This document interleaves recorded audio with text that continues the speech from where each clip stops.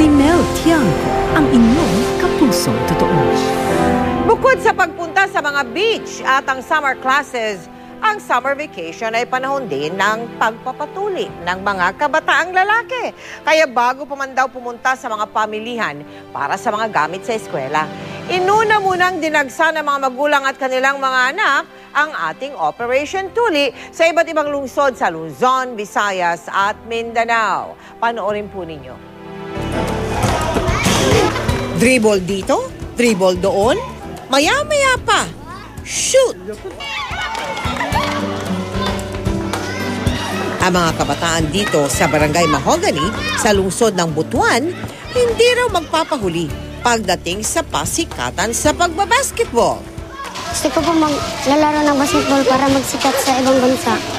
At dahil lamang ang matangkad sa larong basketball, agarang pagtangkad din ang kanilang hinahangad.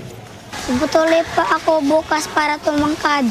Maaga pang pumila sina Reynald at George Louie dito sa ating Operation Tuli sa lungsod ng Butuan. Napuno man ng luha ang karamihan. Pero matapos lamang ang ilang minuto, nakangiti na silang umi-ika-ika. Suot ang kanilang malalaking t-shirt. Ang sabi naman ng mga doktor, walang kinalaman ng pagpapatuli sa pagtangkad. Tumatapat din yan doon sa growth part ng ng puberty. Tumatapat yun sa circumcision, kaya ang akala nila after circumcision, tumatangkad. Ang ibang nagsadya, magkakapatid pa, tulad na lamang ng mga anak ni Gloria. Napagalaman din naming 300 piso pala kada bata ang pagpapatuli dito. Kaya ang matitipid na pera ni Gloria? Yung 300 nga, Yung 300 na dapat bayad namin sa pagpapatuli, ibibili na lang namin ng gamit sa eskwela. Bukod sa lungsod ng Butuan, nagsagawa rin tayo ng Operation Tuli dito sa Maynila. At sa lungsod ng Cebu. Maraming salamat po sa GMA.